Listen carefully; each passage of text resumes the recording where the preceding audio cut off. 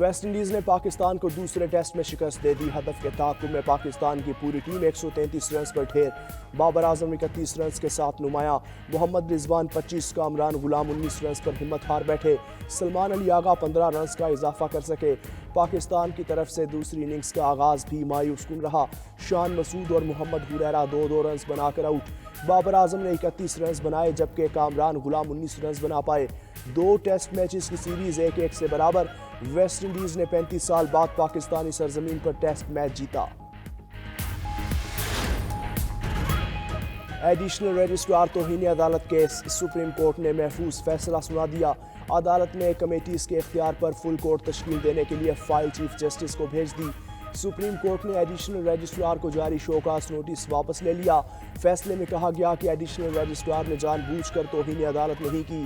Additional registrar کے عمل سے کسی فریق کو نقصان نہیں پہنچا۔ ریگولر اور آئینی بینچز کی کمیٹی کے پاس جوڈیشل آرڈر ختم کرنے کا دائرہ اختیار نہیں تھا۔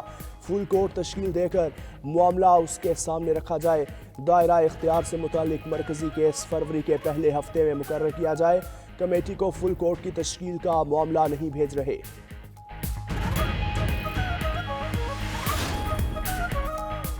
سپریم کورٹ میں 26ویں آئینی ترمیم کے خلاف درخواستوں پر سماعت۔ درخواست گزاروں کی آئینی ترمیم کے خلاف فل کورٹ بینچ بنانے کی استدعا۔ جسٹس جمال مندوخیل نے جواب دیا کہ ابھی آپ کے خواہشات کے مطابق فل کورٹ نہیں بن سکتا۔ آئینی بینچ میں ججز کی نامزدگی جوڈیشل کمیشن کرتا ہے۔ جوڈیشل کمیشن نے جن ججز کو آئینی بینچ کے لیے نامزد کیا وہ اس بینچ کا حصہ ہیں۔ جسٹس محمد علی مظہر نے وکلاء سے مکالمے میں کہا کہ فل کورٹ کے معاملے پر آپ خود کنفیوز ہیں، آپ اس بینچ کو ہی فل کورٹ سمجھیں۔ وکلاء نے کہا کہ سپریم کورٹ میں موجود تمام ججز پر فل کورٹ تشکیل دیا جائے۔ جسٹس محمد علی مظہر نے کہا آپ آپس میں تو فائنل کر لیں کہ کرنا کیا ہے، اگر فل کورٹ بن گیا تو پھر آپ نیا اعتراض کر دیں گے۔ اسلام آباد ہائی کورٹ میں بانی پی ٹی آئی اور بشرا بی بی کی عدت نکاح کیس میں بریت کے خلاف اپیلوں پر سماعت۔ بانی پی ٹی آئی کے وکلاء کا ایڈیشنل جج اعظم خان پر اعتراض۔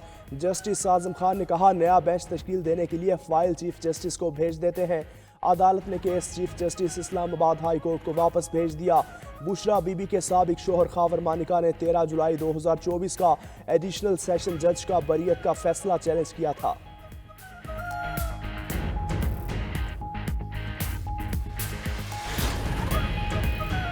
سندھ ہائی کورٹ میں لاپتہ افراد کی بازیابی سے متعلق درخواستوں کی سماعت۔ شہری واجد حسین 2018 سے لاپتہ ہے، اب تک کیا کارروائی ہوئی؟ عدالت کا تفتیشی آفیسر سے استفسار۔ تفتیشی آفیسر نے جواب دیا کہ لاپتہ شہری کی بازیابی کے لیے متعدد جی آئی ٹی اجلاس ہوئے، عدالت نے پیش رفت نہ ہونے پر تفتیشی آفیسر کو جھاڑ پلا دی۔ جسٹس صلاح الدین پنہور نے ریمارکس دیے کہ لاپتہ افراد کے معاملے پر جی آئی ٹیز کا کوئی رول نہیں، جی آئی ٹی اجلاس سے کچھ نہیں ہوتا۔ عدالت نے استفسار کیا کہ کیا لاپتہ شہری کے موبائل نمبر کا سی ڈی آر نکلوایا گیا؟ تفتیشی آفیسر نے جواب دیا کہ سی ڈی آر نکلوانے کے لیے نمبر بھیجا گیا۔ تفتیشی آفیسر نے جواب جمع کروانے کے لیے مہلت مانگ لی۔ سماعت 4 ہفتوں کے لیے ملتوی۔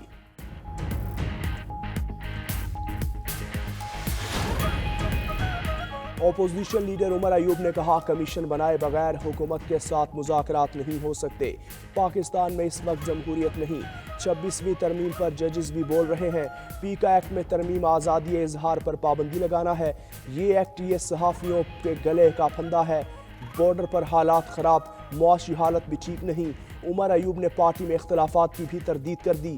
بولے علی امین گنڈا پور بہادر وزیر اعلیٰ ہیں، Junaid Khan grass root worker ہیں، وہ پارٹی کو اچھی طریقے سے چلائیں گے۔ وفاقی وزیر داخلہ محسن نقوی کی امریکی کانگریس اور کانگریس کی فائنانس کمیٹی کے اہم ممبر الیگزینڈر گرین سے ملاقات۔ باہمی دلچسپی کے امور، پاک امریکہ تعلقات کے فروغ کے حوالے سے تبادلہ خیال۔ محسن نقوی نے کانگریس مین کو افغانستان سے ہونے والی دہشت گردی اور دراندازی کے واقعات کی تفصیلات سے آگاہ کیا۔ محسن نقوی نے الیگزینڈر گرین کے مسئلہ فلسطین پر اصولی موقف کو سراہا۔ کہا کہ پاکستان اور امریکہ کے درمیان تعلقات میں گرم جوشی آ رہی ہے، آنے والے دنوں میں پاک امریکہ تعلقات مزید مستحکم ہوں گے۔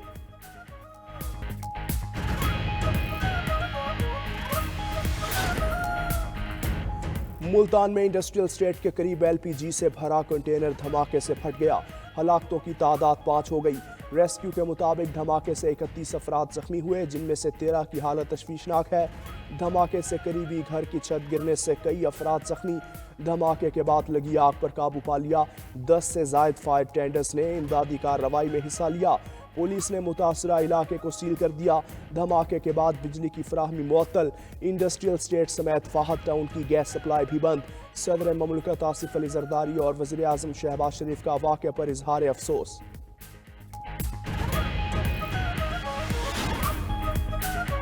नई मॉनिटरी पॉलिसी का ऐलान आज होगा। शरह सूद में 2% तक कमी मुतवक्के। Governor state bank Jameel Ahmad की ज़ेर सदारत मॉनिटरी पॉलिसी कमेटी का इजलास आज होगा, जिसके बाद नए साल की पहली मॉनिटरी पॉलिसी का ऐलान किया जाएगा। महंगाई की रफ्तार में कमी पर शरह सूद में मजीद 1.5 से 2% तक कमी का इम्कान। स्टेट बैंक मुसलसल 7 मरतबा पॉलिसी रेट में 9% तक की कमी कर चुका। इस वक्त बुनियादी शरह सूद 13% पर है।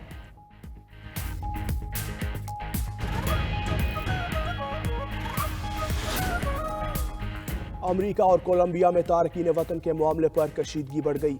अमरीका की जानिब से टैरिफ में इजाफे के बाद कोलंबियन सदर ने भी अमरीकी मसनूआत पर 25% टैरिफ लगाने का हुक्म दे दिया। मीडिया रिपोर्ट्स के मुताबिक अमरीका ने कोलंबिया के लिए वीज़ा प्रोसेसिंग सर्विस मुअत्तल कर दी। तारकीन वतन की अमरीकी परवाज़ें रोकने के जिम्मेदार कर अफराद पर भी सफरी पाबंदियाँ आयद। इससे कबल कोलंबिया ने अमरीका से आने वाली तारकीन वतन की परवाज़ों को दाखिले से रोक दिया था, जिस पर ट्रंप ने टैरिफ की धमकी दी तो कोलंबियन सदर ने तारकीन वतन को वापस लाने की हामी भर ली थी।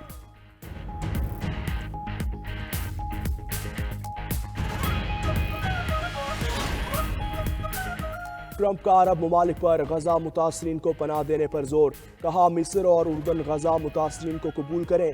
गजा में सब तबाह हो चुका। अरब ममालिक से मिलकर मुतासरीन की बहाली के लिए इकदाम का इंदिया भी दे दिया। दूसरी जानिब हमास और उर्दन ने ट्रंप की तजवीज़ मुस्तरद कर दी।